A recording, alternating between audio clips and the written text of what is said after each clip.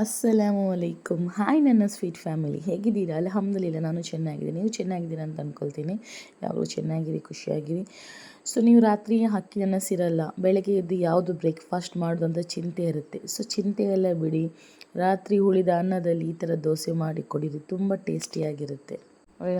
ಅನ್ನ ಸ್ವಲ್ಪ ಉಳಿದಿದೆ ರಾತ್ರಿದ್ದು, ಸೊ ಅದಿದ್ದು ನಾನು ನಿಮಗೆ ತೋರಿಸ್ತಾ ಇದ್ದೀನಿ. ಸೊ ನಾನು ವೈಟ್ ರೈಸ್ ಊಟ ಮಾಡೋದು. ಬಾಯ್ಲ್ಡ್ ರೈಸಲ್ಲಿ ಆಗಲ್ಲ, ವೈಟ್ ರೈಸ್ ಬೇಕು. ಅದಕ್ಕೆ ನಾನು 1 ಕಪ್ಪಷ್ಟು ಮೊಸರು ಹಾಕಿದ್ದೇನೆ ಆಲ್ರೆಡಿ ನಾನು ಮಿಕ್ಸರ್ ಜಾರಿಗೆ. ಅದಕ್ಕೆ ನಾನು 1 ಕಪ್ಪಷ್ಟು ಚಿರೋಟಿ ರವೆ ಹಾಕ್ತಾಯಿದ್ದೇನೆ, ಸಣ್ಣ ಸಣ್ಣ ರವೆ ಹಾಕ್ತಾಯಿದ್ದೇನೆ. ಸೊ ಅದಕ್ಕೇ ನಾನು ಸ್ವಲ್ಪ ರೈಸನ್ನು ಸಹ ಹಾಕ್ತಾಯಿದ್ದೇನೆ. ರಾತ್ರಿ ಉಳಿದ ಅನ್ನ ಸಹ ಅದಕ್ಕೆ ನಾನು ಹಾಕ್ತಾಯಿದ್ದೇನೆ. ಹಾಕಿ ನಾವು ಸ್ವಲ್ಪ ನೀರು ಹಾಕಿ, ನಮಗೆ ದೋಸೆ ಯಾವ ಥರ ನಾವು ರುಬ್ಬುತ್ತೇವೆ ನೋಡಿ, ಸೇಮ್ ಅದೇ ಥರ ರುಬ್ಬಬೇಕು. ತುಂಬ ತೆಳು ಮಾಡಬೇಡಿ, ದಪ್ಪನೂ ಮಾಡಬೇಡಿ. ನಾನು ನಿಮಗೆ ತೋರಿಸ್ತೇನೆ ನೋಡಿ. ಅದೇ ನಾನು ಪಾತ್ರೆಗೆ ಟ್ರಾನ್ಸ್ಫರ್ ಮಾಡಿದ್ದೆ. ಯಾವುದರ ಪಾತ್ರೆಯಲ್ಲಿ ಅನ್ನ ಇತ್ತು ಅದೇ ಪಾತ್ರೆಗೆ ನಾನು ಟ್ರಾನ್ಸ್ಫರ್ ಮಾಡಿದೆ. ಸ್ವಲ್ಪ ರುಚಿಗೆ ಎಷ್ಟು ಬೇಕು ಅಷ್ಟು ಉಪ್ಪು ಹಾಕ್ಕೊಳ್ಳಿ. ಆಮೇಲೆ ಸ್ವಲ್ಪ ಸೋಡಾ ಹಾಕ್ಕೊಳ್ಳಿ. ನೀವು ರಾತ್ರಿ ಮಾಡಿ ಇಟ್ಟರೆ ಸೋಡಾ ಹಾಕಬೇಕಂತ ಇಲ್ಲ, ಬೆಳಗ್ಗೆ ಮಾಡಿದರೆ ಸ್ವಲ್ಪ ಸೋಡಾ ಹಾಕಿ. ಸೊ ಆಮೇಲೆ ಒಳ್ಳೆಯಿಂದ ಮಿಕ್ಸ್ ಮಾಡ್ಕೊಳ್ಳಿ.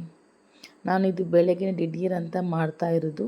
ಸೊ ಹಾಗಾಗಿ ಯಾವತ್ತೂ ರಾತ್ರಿದು ಅನ್ನ ಉಳಿದ್ರೆ ಬಿಸಾಡಬೇಡಿ, ಈ ಥರ ದೋಸೆ ಮಾಡಿ ಕೊಡಿರಿ. ಒಳ್ಳೆಯಿಂದ ಮಿಕ್ಸ್ ಮಾಡ್ಕೊಳ್ಳಿ, ಗಂಟು ಗಂಟು ಆಗಿದೆ ಅದು. ಸೊ ಹಾಗಾಗಿ ಮತ್ತು ಒಂದು 10 ನಿಮಿಷ ಆದರೂ ಅದಕ್ಕೆ ರೆಸ್ಟ್ ಮಾಡಲಿಕ್ಕೆ ಬಿಡಿ. ಯಾಕಂದರೆ ನಮ್ಮ ರವೆ ಸ್ವಲ್ಪ ನೀರು ಎಳೆಯುತ್ತೆ. ಸೊ ಆವಾಗ ನಮಗೆ ಲಾಸ್ಟ್ ಗೊತ್ತಾಗುತ್ತೆ ಎಷ್ಟು ನೀರು ಬೇಕು ಅಂತ ಹೇಳಿ. ಒಂದು 10-15 ನಿಮಿಷ ನಾನು ಅದೇ ಥರ ಬಿಟ್ಟು ಬಿಡ್ತೇನೆ. ಅದರದ್ದು ಅರ್ಧ ಗಂಟೆ ಆಯಿತು ನಾನು ಬಿಡೋದು. ಅರ್ಧ ಗಂಟೆ ಆದಮೇಲೆ ನಿಮಗೆ ತೋರಿಸ್ತಿದ್ದೆ ನೋಡಿ, ಈ ಥರ ಆಗಿದೆ. ಸೊ ನಾನೀಗ ಒಂದು ಫ್ರೈ ಪ್ಯಾನ್ ಗ್ಯಾಸ್ ಮೇಲೆ ಇಟ್ಟಿದ್ದೀನಿ. ಇಷ್ಟು ದಪ್ಪವನ್ನು ಇಟ್ಕೊಳ್ಳಿ, ಜಾಸ್ತಿ ತೆಳು ಮಾಡಬೇಡಿ, ಜಾಸ್ತಿ ದಪ್ಪನೂ ಮಾಡಬೇಡಿ. ಫ್ರೈ ಪ್ಯಾನ್ ಬಿಸಿ ಆಗಿದೆ. ಇದಕ್ಕೆ ನಾನು ಸ್ವಲ್ಪ ಲೈಟಾಗಿ ಎಣ್ಣೆ ಹಚ್ತಾ ಇದ್ದೇನೆ. ಜಾಸ್ತಿ ಎಣ್ಣೆ ಹಚ್ಚಬೇಡಿ, ಸ್ವಲ್ಪ ಲೈಟಾಗಿ ಎಣ್ಣೆ ಹಚ್ಕೊಳ್ಳಿ. ಆಮೇಲೆ ನಾನು ಅದಕ್ಕೆ ದೋಸೆಗೆ ನಾವು ಯಾವ ಥರ ದೋಸೆ ಮಾಡ್ತೇವೆ ನೋಡಿ, ಸೇಮ್ ಅದೇ ಥರ ದೋಸೆ ಮಾಡಿದರೆ ಆಯಿತು. ಮಧ್ಯದಲ್ಲಿ ಚಮಚ ಹಾಕುವಾಗ ಸ್ವಲ್ಪ ಲೈಟ್ ಬೇಳೆಯಿಂದ ಚಮಚ ಹಾಕಿ, ಇಲ್ಲದ್ರೆ ಅದು ಡಾಟ್ ಬೀಳೋದಿಲ್ಲ. ಯಾವುದು ದೋಸೆ ಅಷ್ಟೇ, ಚಮಚ ಒತ್ತಿ ಹಾಕಬೇಡಿ, ಸ್ವಲ್ಪ ಡಾಟ್ ಹಾಕಿ. ಗ್ಯಾಸನ್ನು ನಾನು ಫಾಸ್ಟ್ ಇಟ್ಟಿದ್ದೇನೆ. ಸೊ ಈ ಟೈಮಲ್ಲಿ ನಾನು ತೆಗಿತೇನೆ ನೋಡಿ, ಯಾವ ಥರ ಡಾಟ್ ಬಿದ್ದಿದೆ ಅಂತ ನೋಡಿ, ತುಂಬ ಟೇಸ್ಟಿ ಆಗುತ್ತೆ. ನಾನು ಇದರ ಮೇಲೆ ಸ್ವಲ್ಪ ತುಪ್ಪ ಹಾಕ್ತಾಯಿದ್ದೇನೆ. ನೀವು ಬೇಕಾದರೆ ಹಾಕ್ಬೋದು, ಇಲ್ಲಾಂದರೆ ಸ್ಕಿಪ್ ಮಾಡ್ಬೋದು. ತುಪ್ಪ ಬೆಣ್ಣೆ ಹಾಕಿ ಮಕ್ಕಳಿಗೆ ಕೊಡ್ಬೋದು. ನಾನು ನನ್ನ ಮಗನಿಗೆ ಕೊಡ್ತಾ ಇದ್ದೇನೆ. ಸೊ ಹಾಗಾಗಿ ನಾನು ತುಪ್ಪ ಹಾಕಿ ಕೊಡ್ತೇನೆ. ಈಗ ನೋಡಿ, ಈಸಿಯಾಗಿ ತಿರುಗಿಸ್ಲಿಕ್ಕೆ ಬರುತ್ತೆ, ಕಷ್ಟ ಏನೂ ಇರಲ್ಲ ತಿರುಗಿಸ್ಲಿಕ್ಕೆ. ಸೊ ತುಂಬ ಈಸಿಯಿಂದ ತಿರುಗಿಸ್ಲಿಕ್ಕೆ ಬರುತ್ತೆ. ತುಂಬ ಸ್ಮೂತಾಗಿ, ತುಂಬ ಟೇಸ್ಟಿಯಾಗಿ ನಿಮಗೆ ದೋಸೆ ರೆಡಿ ಆಗುತ್ತೆ. ನಾನಿದು ಮನೆಯಲ್ಲಿ ಮಾಡಿದ ತುಪ್ಪ, ಇದು ಅಂಗಡಿಯಿಂದ ತಂದದ್ದಲ್ಲ. ಸೊ ನೋಡಿ, ನಾನು ಇದು ಕಾಫಿ ಬಾಟ್ಲಿ ಖಾಲಿಯಾಗಿದೆ, ಅದರಲ್ಲಿ ಹಾಕಿಟ್ಟಿದ್ದೇನೆ ತುಪ್ಪ. ನಾನು ಯಾವುದು ಜಾಸ್ತಿ ವಸ್ತು ಹೊರಗಿನ ತರೋದಿಲ್ಲ, ಆದಷ್ಟು ನಾನು ಮನೆಯಲ್ಲಿ ಮಾಡಲಿಕ್ಕೆ ಟ್ರೈ ಮಾಡ್ತೇನೆ. ಸೊ ಈಗ ಒಂದು ದೋಸೆ ರೆಡಿ ಆಯಿತು. ಮತ್ತೊಂದು ದೋಸೆ ನಿಮಗೆ ಮಾಡಿ ನಾನು ತೋರಿಸ್ತಾ ಇದ್ದೇನೆ.